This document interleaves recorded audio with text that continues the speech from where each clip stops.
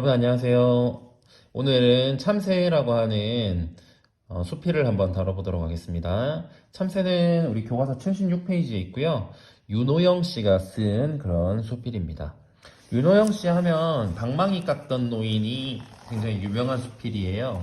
방망이 깎던 노인이라고 하는 수필이 있다는 거 알아두시고요. 그 다음에 달밤이라고 하는 또 수필도 유명합니다. 윤호영 씨는 이렇게 수필을 많이 쓰신 분이에요. 1907년에 태어나 1976년에 돌아가셨다고 돼 있죠. 그래서 나이로 봤을 때 69세, 70세, 70세에 돌아가셨습니다. 1976년도에 돌아가셨으니까 굉장히 오래전에 돌아가신 분이시죠. 네, 수필가라고 알아두면 되겠습니다. 이 참새라고 하는 글은 특징을 세 가지로 정리할 수 있는데요. 동양적 교양을 은근히 표출하고 있다. 그 다음, 전통적인 것들에 대한 애착이 느껴진다. 주제하고도 결부되죠. 이 글의 주제가 우리 민족의 후덕함과 그리고 잃어버린 어린 시절을 떠올리게 하는 참새에 대한 어떤 생각들, 상념들을 글의 주제라고 할 수 있는데요. 이런 글들이, 이런 주제가 전통적인 것들에 대한 애착과 이제 연결이 되는 그런 부분이 있습니다. 그 다음 세 번째는 회고적인 태도. 기억을 떠올려야 되죠. 어린 시절 기억을 떠올리고 있기 때문에 회고적 태도, 그리고 현재 상황에 대해서 전통적인 것들에 대한 애착이니까 현재 상황에 대한 비판적인 그런 시각이 있습니다. 자, 이 글의 짜임을 한번 보도록 하겠습니다. 이 글은 처음, 중간, 끝으로 나눌 수 있는데요. 처음은 새벽 참새 소리에 상념에 잠기는 그런 글쓴이가 보입니다. 글을 쓰게 된 계기를 소개하는 그런 부분이죠. 그리고 상념이 1부터 이렇게 7가지가 상념이 중간 부분에 해당하는데요. 자, 첫 번째는 작고 귀여운 참새에 대한 이미지에 대해서 얘기를 합니다. 참새의 외적 특징을 떠올리는 거죠. 두 번째는 우리 민족과 친숙한 참새에 대해서 이야기를 합니다. 우리 민족과 참새의 친숙함에 대한 생각을 하고요. 세 번째는 참새에 대해서 참새에게 굉장히 너그러웠던 우리 민족에 대해서 이야기를 합니다. 그래서 우리 민족과 참새의 친숙함에 대한 생각을 하는 것이죠. 그 다음, 예, 이거 헷갈렸네요. 참새에 대한 우리 민족의 마음가짐을 떠올리는 그런 부분이 있습니다. 그다음 네 번째는 새를 보던 목단이라고 하는 한 여자에 대한 이제 추억을 떠올립니다. 그래서 어린 시절 추억을 떠올리는 그런 부분이 있고요. 그다음에 상념 다섯 번째는 참새가 지닌 복스러움 그리고 조롱속 새에 대한 거부감을 이야기합니다. 새 장수와의 만남에 대해서 얘기를 하고요. 참새와 인간의 관계에 대한 그런 부분이 나타나죠. 그 다음에 여섯 번째는 참새가 사라져가는 세상에 대한 비판, 그리고 참새에 대한 그리움을 이야기합니다. 비판적 인식이 나타나고요. 전통에 대한 애착도 우리가 엿볼 수 있습니다. 일곱 번째는 고운 몸 속에 성진이 소리를 듣고 자신의 본 모습을 되찾은 것처럼 자신도 상념을 마무리하는 부분이 나타납니다. 그래서 끝의 중심 내용은 참새 소리에서 떠오르는 상념의 내용을 되돌아보는 그런 내용이고요. 참새 소리로 인해 빠져든 상념으로부터 현재 자리로 되돌아오는 그런 모습을 보여줍니다. 자, 이제 본문 텍스트 분석을 들어가 보도록 하겠습니다.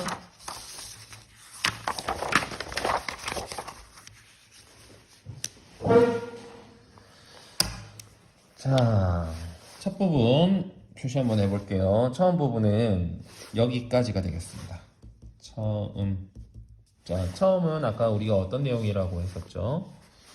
적어보겠습니다.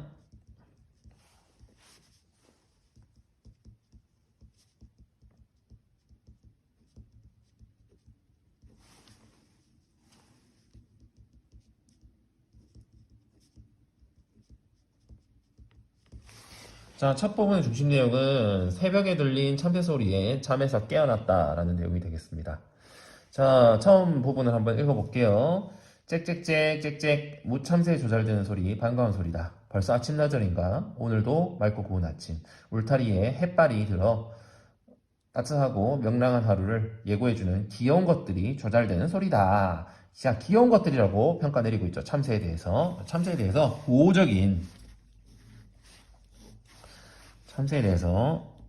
참새에 대한 우호적 태도가 드러나고 있습니다.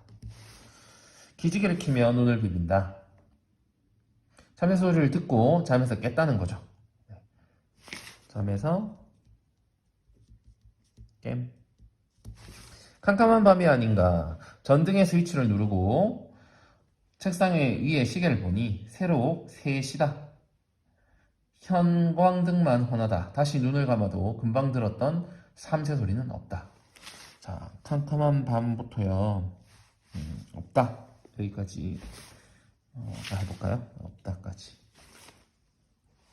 자, 이 참새 소리는 우선 상념이라고 할게요. 상념의 이제 떠올리게 되니까 참새 소리에 의해서 여러 가지 상념, 아까 본 것처럼 7가지 상념을 떠올리게 되니까요.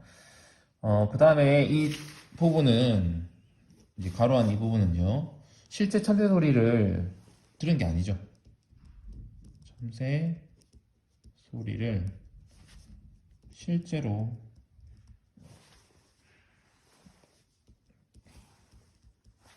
들은 것이 아니라 작가가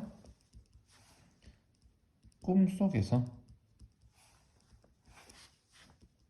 들은 것임. 실제로 참새 소리가 들린 게 아니죠. 네. 금방 들렸던 참새 소리는 없다. 눈을 멀거니 천장을 직시한다. 자, 그래서 상념을 하게 되는 겁니다. 이제 중간 부분 들어가 보도록 하겠습니다. 여기서부터 이제 중간이고요. 중간은 뒤로 끝까지 이어지니까 일단 중간 여기 하고요. 중간의 중심 내용을 한번 적어볼게요. 참새입니다. 참새에 대한 상념을 떠올리며 참새가 사라져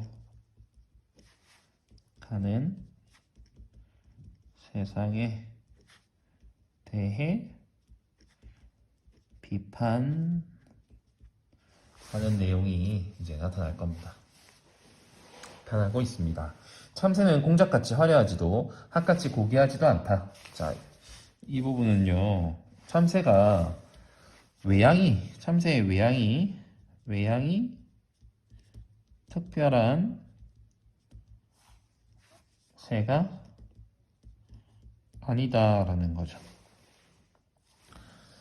가려볼게요. 꾀꼬리의 아름다운 노래도 접동새의 구슬픈 노래도 모른다. 여기까지요. 참새는 소리도 예쁜 새가 아니라는 겁니다. 참새는 소리가 예쁜 새가 짹짹하는 소리가 그렇게 예쁜 건 아니라는 거죠. 그 다음 시인의 입에 오르내리지도 완상가라고 하는 것은 즐겨 구경하는 그런 사람을 말합니다. 완상가에게 팔리지도 않는 그런 새이다. 우리 참새를 팔진 않죠. 여기까지.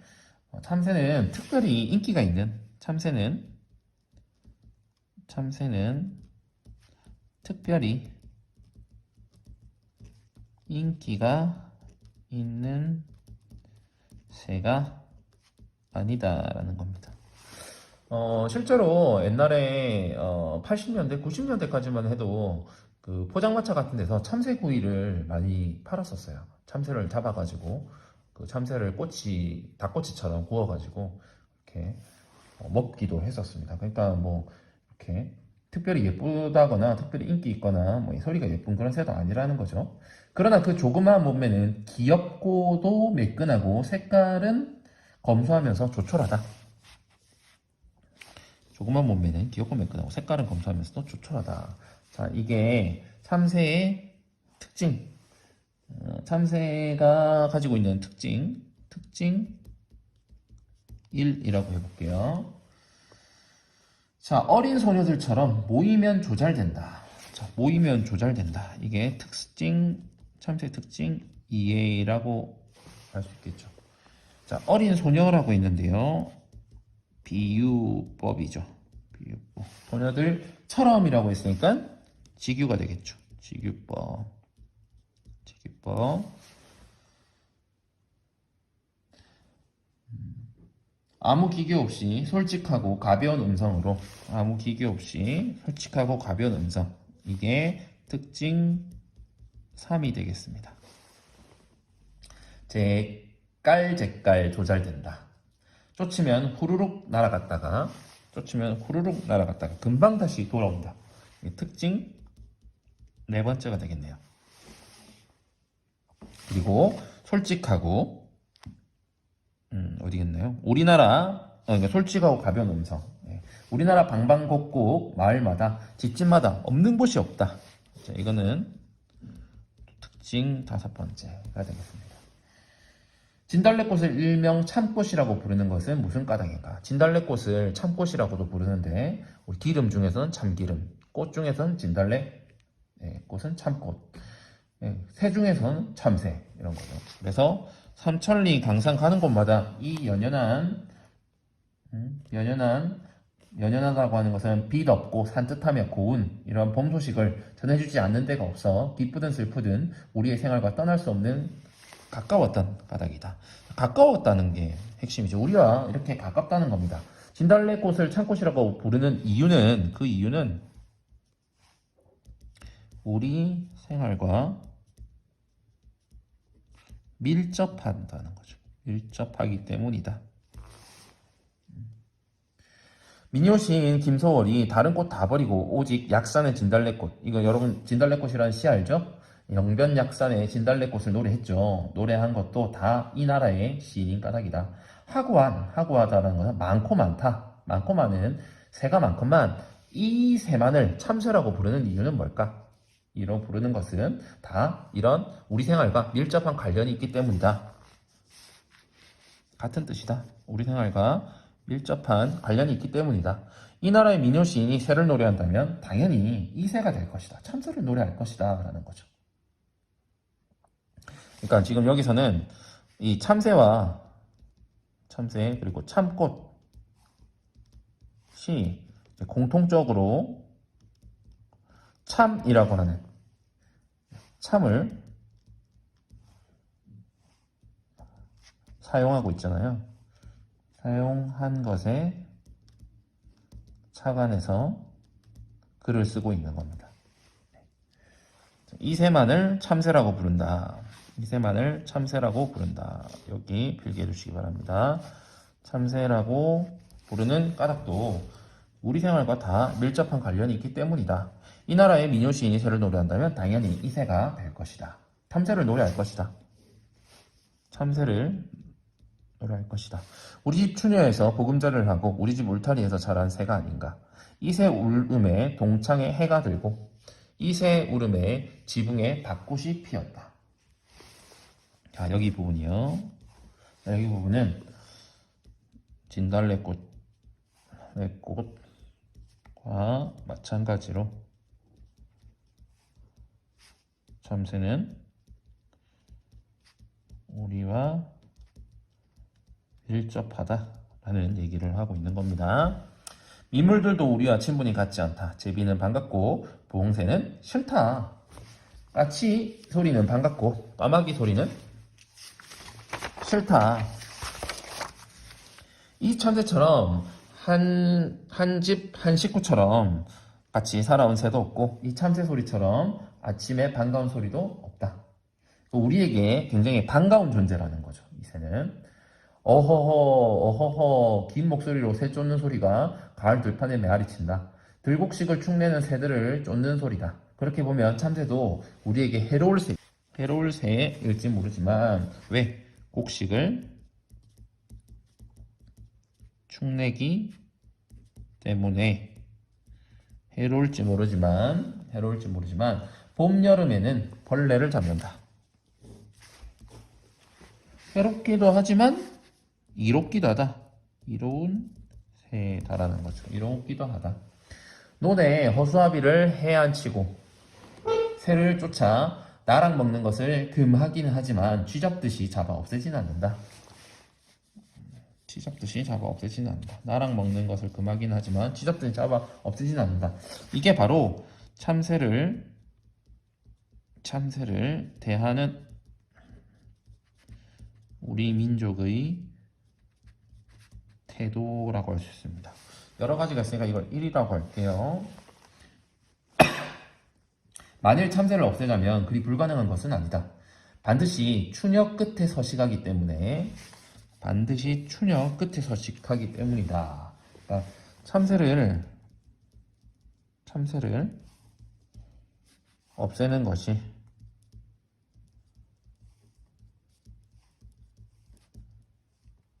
불가능하지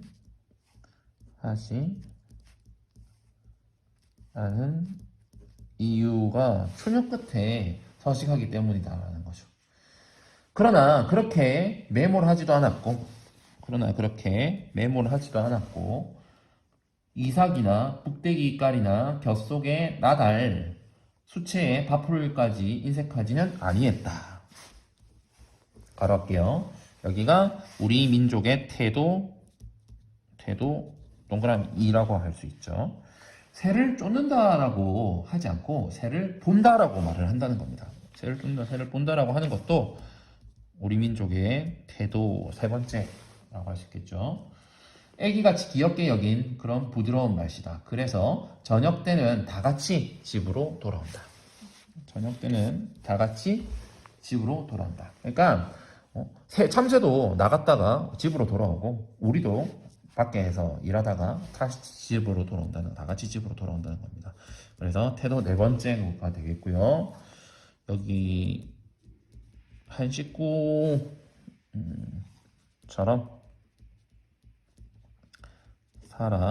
살아왔다라고 적어둘게요. 자, 그래서 우리 민족은 결국 종합해 볼 때 어땠다? 너그러움이라고 할 수 있겠죠. 너그럽게 되었다. 너그러움. 자, 지금 생각하면 황금빛 들판에서 푸른 하늘을 향하여 어여허 새 쫓는 소리도 유장하기만 하다. 유장하다라고 하는 것은 급하지 않고 느릿자가 빠졌네요. 느릿하기만 하다라는 거죠. 느릿하기만 하다. 유장하다기만 하다. 느리기만 하다. 새 보는 일은 되게 소녀들의 일이다. 문득 목단이가 떠오른다. 아까 우리 목단이 있었는데요. 이 목단이가 어떤 인물일까요? 목단이가 떠올랐는데 목단이와의 추억을 떠올리고 있습니다. 추억 회상. 목단이는 우리 집 앞에 논에 새를 보러 매일 오는 아랫마을 처녀였다. 나는 웃는 목단이가 공주 같다고 생각했다라는 겁니다. 나보다 너댓 살 손이라서 누나라고 불러달라고 했지만 나는 굳이 누나라고 부르기 싫었다. 좋아했나요? 연상의 누나를 누나라고 부르지 아니했다라는 겁니다. 나중에 혹시나 누나를 좋아하게 되면 누나라고 부르면 안 되겠네요. 여러분들. 누나라고 부르지 말라라고 누나로 안 불렀다고 합니다. 그러니까 이거는 작가가 목단이가 공주처럼 보였다라는 걸 봤을 때, 그리고 목단이를 이렇게 누나라고 부르지 않는 걸 봤을 때 목단에게 호감이 있었음을 우리는 짐작할 수 있습니다.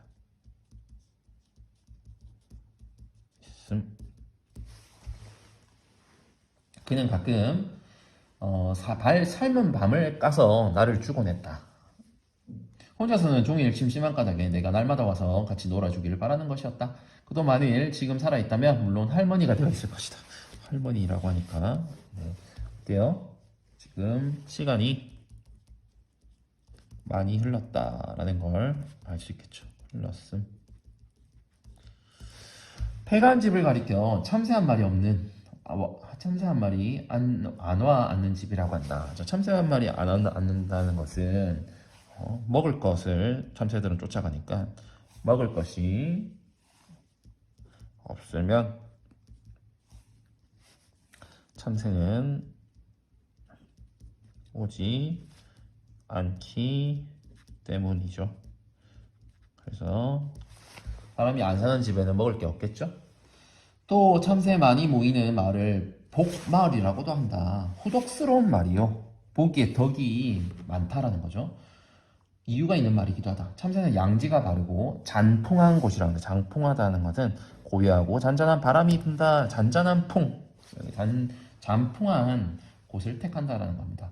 여러 집이 오밀조밀 모인 대촌을 택하고 나달이 풍족하고 방앗간이라도 있는 부유한 마을을 택하니 복지일 법도하다. 복지라고 하는 것은 행복을 누리며 잘 살 수 있는 땅을 말합니다.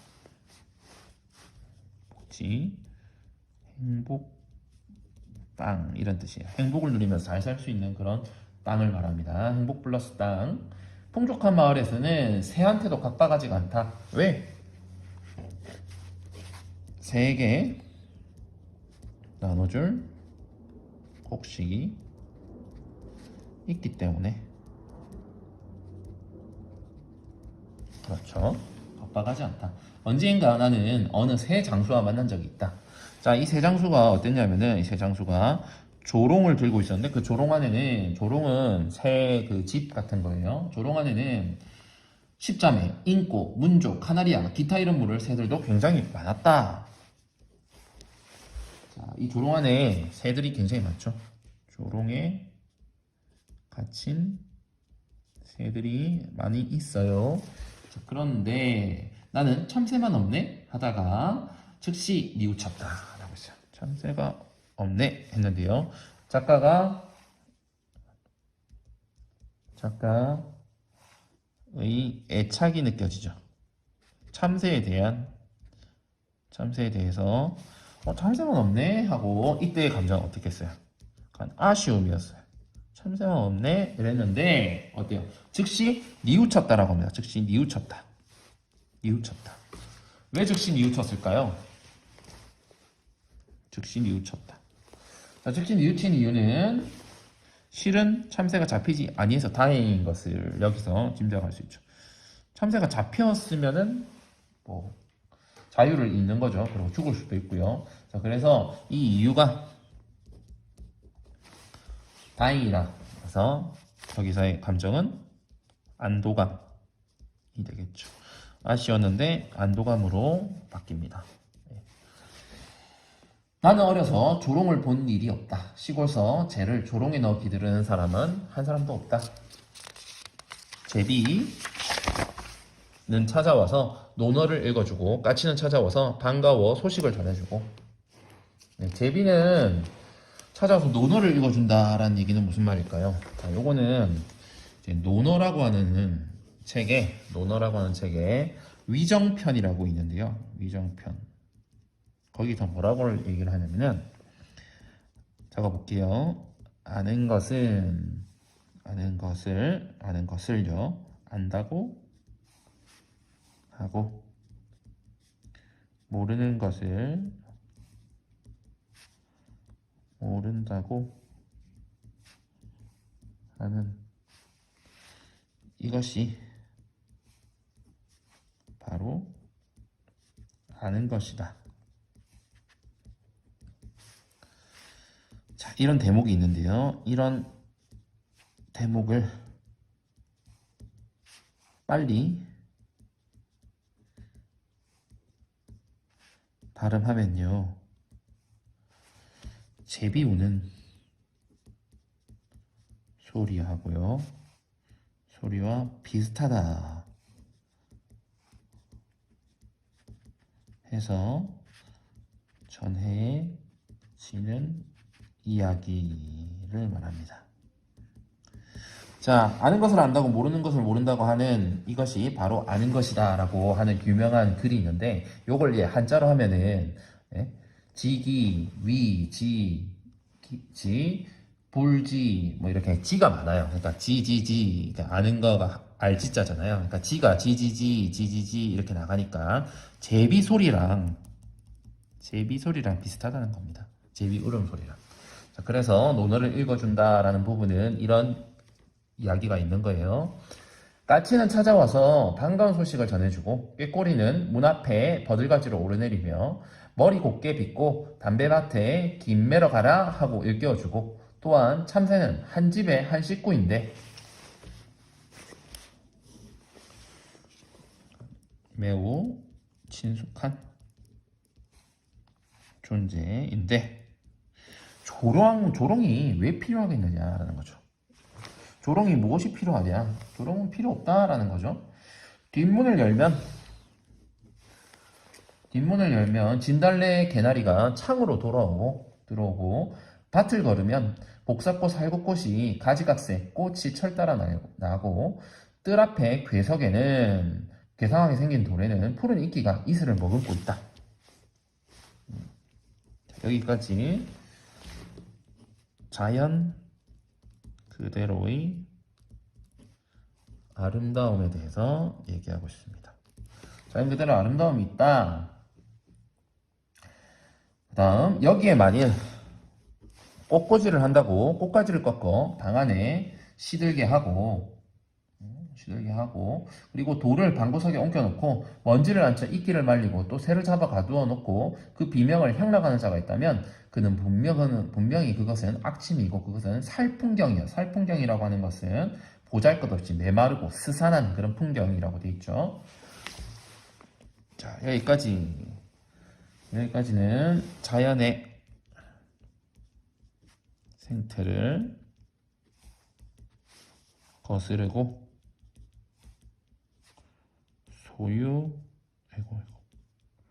소유하려는 행동을 말합니다.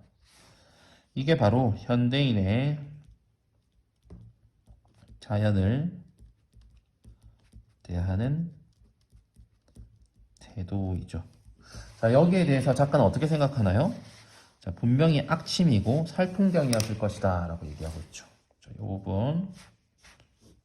부분 다시 이 부분에서 작가의 어떤 주제의식을 우리는 엿볼 수 있습니다. 작가의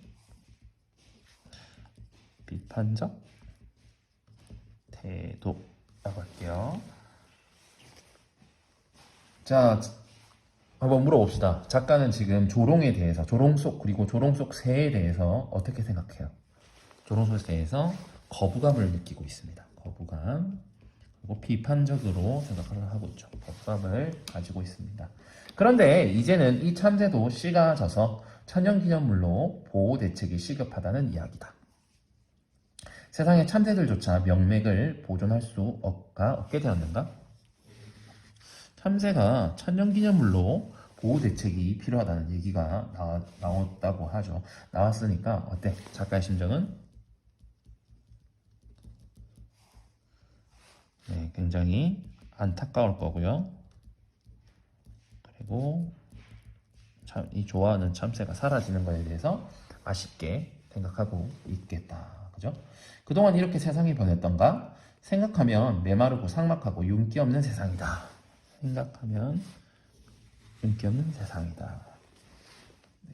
현대 사회에 대해 부정적 인식이 느껴집니다. 달 속에 돌멩이까지 캐내도록 악착같이 발전해가는 인간의 지혜가 위대하다면 무한히 위대하지만 한편 인간의 행복을 위하여 한 마리의 참새나마 다시금 아쉽고 그립지 아니한가? 자, 참새가 사라져가는 세상에 대해서 비판하고 있고요. 이 참새에 대해서 그리움도 느껴질 수가 있습니다. 자, 이제 마지막 부분이요. 자, 끝. 자, 끝은 중심 내용이 어린 시절을 떠올리며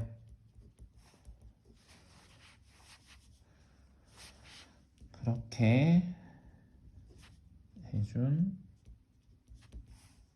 참새 소리를 생각함. 상념에 잠김. 어린 시절을 떠올리게 그렇게 해준 참새 소리를 생각하고요. 상념에 잠긴다라는 내용입니다. 자, 연화봉에서 하계로 쫓겨난 양소유, 그리고 고운몽의 이야기죠. 고운몽의 이야기를 가져옵니다.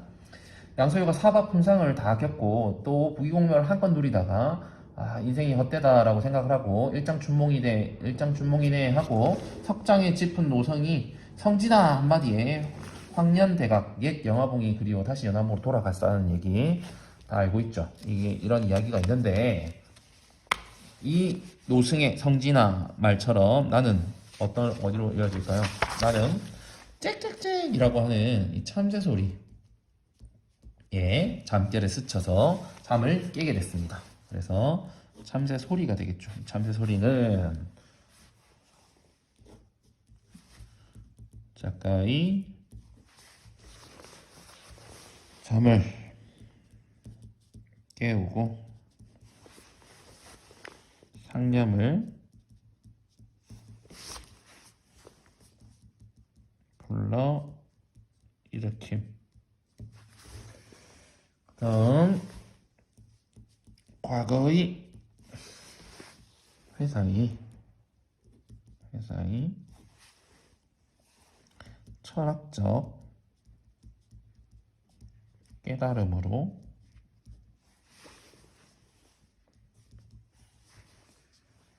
나아가게 하는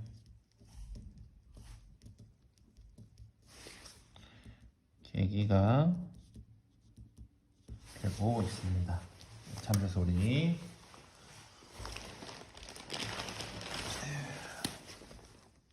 참새 소리의 역할. 작가의 잠을 깨우고 상념을 불러일으켰고요. 작가의 그 과거에 떠올렸던 그 회상들이 철학적 깨달음으로 이제 나아가게 된 거죠. 네. 나에게 무엇을 깨우쳐 주려는 것인가? 날더러 어디로 돌아가라는 것인가? 40년간 꿈에도 생각해 본 적 없는 네 소리. 무선 인연으로 40년 전의 옛 추억, 가버린 소년 시절, 고향 풍경을 이 오밤중에 불러 일으켜놓고 참새 소리가 과거의 추억을 떠올리게 했음을 알 수 있죠. 어디로 자취를 감춘 것이냐? 잠결에 몽롱하던 두 눈은 이제 씻은 듯 깨끗하다. 나는 문득 일어나 불을 피워 차를 다리며 고요히 책상머리에 앉는다. 그래서 어린 시절에 대한 그리움, 어린 시절에 대한 그리움과 사색을 하고 있습니다. 자, 여기까지 30분 정도 텍스트 분석을 다 해봤습니다. 자, 여러분 수고 많았습니다. 안녕. 끝. 활동, 참새 학습활동 해보겠습니다. 자, 1번. 이 작품을 감상하고 참새에 관련된 주요 내용을 정리해보자. 자, 먼저 참새 이미지는요, 우리 교과서에 나와 있는 참새는 어떤 이미지를 갖고 있냐면요, 조그마한 몸매가 귀엽고도 매끈하고요, 색깔이 금소하면서도 조촐합니다. 아무 기교 없이 솔직하고 가벼운 음성으로 조잘되죠. 우리나라 방방곡 곳곳에 곳곳에 없는 것이 없어요. 그래서 참새의 특징 앞에 정리했었죠. 자, 참새라고 불린 까닭은 뭘까요? 참꽃과 연관해서 적어야겠죠. 참꽃이라 불리는 진달래 꽃과 마찬가지로 참새 역시 우리의 생활과 밀접하게 관련이 있기 때문이죠. 밀접하기 때문인. 다음, 참새를 대하는 우리 민족의 태도는 어땠어요? 너그러웠죠. 자, 그래서 너그럽고 부드러운 태도를 보이며 한 집안 식구 같이 살아왔습니다. 자, 참새와 관련된 어린 시절의 추억은 어떤 게 있나요? 나의 집 앞 논에 새를 보러 내일 오는 누나 누구였죠? 목다니였죠. 목다니라는 처녀가 있었음. 나와 목다는 자주 함께 놀았음. 그리고 좋아했죠. 호감이 있었음. 그건 안 쓸게요. 자, 오늘날 참새의 현실에 대해 작가가 서술한 부분을 찾고 그 부분에 담긴 작가의 태도에 대해서 말해보자. 오늘날 참새에 대한 작가의 서술 부분은 그런데 부분이었죠. 그런데 이제는 이 참새도 씨가 져서 천년기념물로 보호대책이 시급하다고 한다.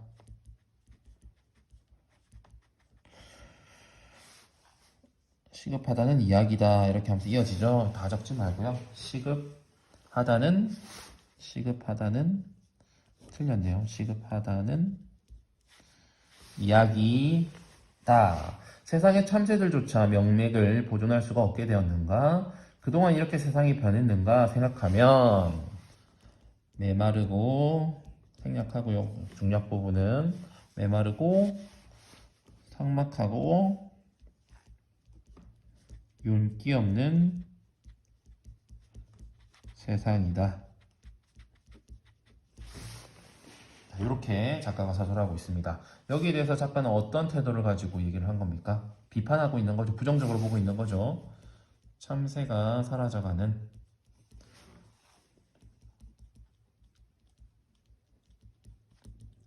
이 현실을 안타까워하면서 메마르고 삭막한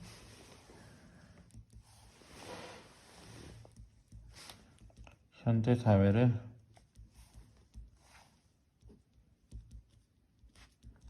부정적으로 바라보고 있습니다. 이해 내용을 고려하여 작가가 참새를 통해 독자에게 전달하려고 하는 바는 무엇일까요? 자, 과거 우리 민족은 참새에게 너그럽고 부드러운 태도를 보였었죠. 자, 보였습니다. 그런데 어때요? 그와 한 집의 한 식구들처럼 함께 살아왔습니다. 하지만 현재 사람들은 자연을 소유하려 하고요. 그 때문에 참새는 사라져가고 있습니다. 따라서 작가는 참새를 통해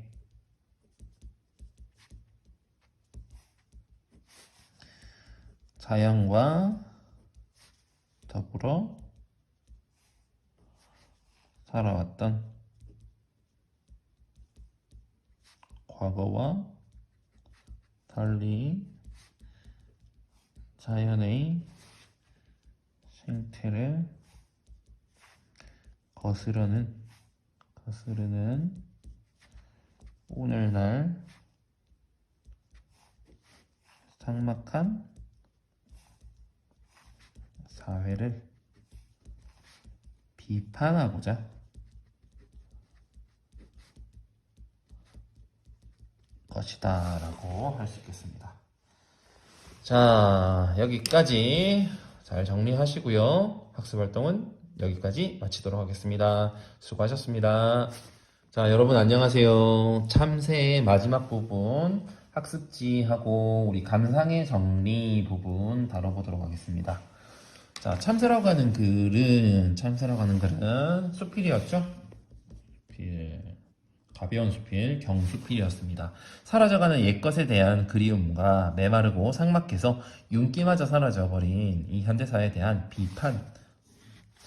이런 비판이 나타나니까 경수필이 아니고 중수필 아니에요? 이렇게 얘기할 수도 있겠지만 중수필은 사설 같은 거 생각하시면 돼요. 그러니까 저기 논객이 이렇게 논설문 같은 여러분 논설문 같은 그런 글들 있죠. 여기도 현대사에 대한 비판이 있으니까 주장이 담긴 거 아닙니까? 좀 달라요. 좀 더 그러니까 이 무게는 상대적인 거잖아요. 그러니까 가벼운 게 있고 무거운 게 있다면 여기에는 가벼운 게 더 가깝습니다. 그래서 경수필이에요. 참새라는 소재를 통해서 소박하게 그려낸 그런 수필이다. 한밤중에 들린 참새 소리로 시작한 작가의 다양한 상념을 통해서 우리의 삶 속에서 참새가 어떤 존재인지 예리한 관찰력 그리고 풍부한 상상력 거기다가 다양한 이 교양까지 그러니까 여기 동량적이라고 할까요? 동량적 교양까지 이 글에서는 많이 나타납니다. 또한 참새라는 작고 보잘것없는 미물에게도 애정과 관심을 가지고 바라보는 작가의 모습을 통해 그의 따뜻한 마음 그리고 인생관을 엿볼 수 있다 라고 하겠습니다. 자, 윤호영의 수필세계 한번 같이 볼까요? 윤호영이라고 하는 작가는 수필을 상당히 많이 썼는데요. 자, 자연, 향수, 고독은 윤호영의 수필세계를 이룬 주요 주제이다. 아까 선생님 달밤 얘기했었죠. 처음에 달밤, 산, 봉어, 까치, 조약돌, 염소 등에서는 자연과 교감하는 인간의 모습을 통해 자연 친화적인 삶에 대한 의미를 되짚어보게 한다. 그리고 굉장히 유명한 수필인데요. 방망이 깎던 노인, 마고자, 총가의 사랑방, 곤돌의 정 등에서는 우리 고유의 맛과 멋이 깃든 전통문화가 사라져가는 여러분 요거 관련된 사자성어 뭐가 있죠? 온, 고, 지, 신 들어봤나요? 온고지신 전통문화가 사라져가는 그러니까 고유한 맛, 멋이 깃든 전통문화가 사라져가는 것에 대한 안타까움과 향수를 이야기합니다. 그리고 행화, 와병수감 등에서는 인간이지 근원적인 고독 그리고 그것의 의미를 통찰해 나가는 그런 글들을 많이 썼습니다. 그러니까 윤호영이라고 하는 작가는 이런 글들을 많이 썼다는 거죠. 이러한 주제들은 짙은 향토성과 서정적 이미지가 느껴지는 문장, 압축미를 느끼게 하는 간결한 문체, 적절한 비유와 예시를 통해 효과적으로 표현된다. 또한 윤호영의 수필은 평범한 생활에서 얻은 발견이나 깨달음을 독자에게 단순히 전달하려 가르치게 하기보다는 독자의 정서를 환기함으로써 환기라고 하는 단어는 무슨 뜻이냐면 어떤 생각 그리고 여기 정서라고 되어 있죠. 그러니까 생각 정서를 불러 일으킨다 이런 뜻이에요. 그런 생각과 정서를 생각하게 만들고 느끼게 만든다 이런 겁니다. 독자가 마음껏 상상해 볼 수 있도록 한다. 윤호영의 수필세계까지 살펴봤고요. 이제 학습지로 가보겠습니다. 자, 참새는 경수필이고요. 회고적, 성찰적, 비판적입니다. 참새 제재고요. 주제는 우리 민족의 후덕함, 덕이 많은 두털후입니다. 두껍다, 덕이 두껍다. 잃어버린 어린 시절을 떠올리게 하는 참새에 대한 여러 가지 상념, 생각들입니다. 전통적인 것들에 대한 애정을 드러내고요. 과거를 회상하면서 삭막해져버린 현대사회를 비판적으로 바라보고 있습니다. 담담한 그런 회고적 필체, 그리고 소박한 문체를 사용합니다. 필치와 소박한 문체라고 했네요. 같은 겁니다. 회고적인 그런 글의 느낌 그리고 소박한 그런 좀 짧은 그런 간결한 그런 문체를 사용하고 있습니다. 전체적인 구성은 처음 중간 끝이었는데요. 처음 부분은 새벽에 들린 참새 소리에 잠에서 깨어난 내용이고요. 중간 부분은 참새에 대한 상념을 떠올리게 했고 그리고 참새가 사라져가는 세상에 대해서 현대사회에 대해서 비판하는 그런 내용이 나타났습니다. 끝부분에서는 어린 시절을 떠올리게 해준 참새 소리를 생각하며 상념에 다시 잠기게 되었습니다. 핵심 강의로 가볼게요. 우리 민족의 태도는 나랑 먹는 것을 금하긴 하지만 쥐잡듯 잡아 없애지는 않았고요. 참새를 이삭이나 북대가리나 곁속에 나달, 수채에 밥풀까지 인색하지는 않았습니다. 새를 쫓는다고 하지 않았고요. 새를 본다라고 부드럽게 말했죠. 저녁 때는 다 같이 집으로 돌아오는 게 우리 민족이 참새를 보는 그런 태도였어요. 자, 이걸 정리를 하면 너그럽고 부드러운 태도를 보였고요. 한 집안 식구처럼 살아왔다는 거죠. 다음 과거 현재에 대한 작가의 태도를 보면요. 과거는 참새는 우리 전통적인 농촌 마을의 흔한 새였죠. 그래서 자연과 더불어 살아왔던 우리 민족의 고독한 정서와 풍요로운 마음을 알 수 있습니다. 더 긍정적이었고 우호적이라고 할 수 있죠. 현재는 참새 씨가 져가지고 천연기념물로 보호대책이 시급해지는 그런 상태고요. 자연의 생태를 거스르고 자연을 소유하려는 생각을 지니고 메마르고 삭막하고 윤기 없는 그런 세상입니다. 그래서 비판적이죠. 그래서 대조되고 있습니다. 대조. 과거 현재가. 자, 여기까지. 네, 여기까지 우리 참새라고 하는 작품을 한번 같이 공부해 봤습니다. 수고 많았습니다. 힘내세요. 안녕. 끝.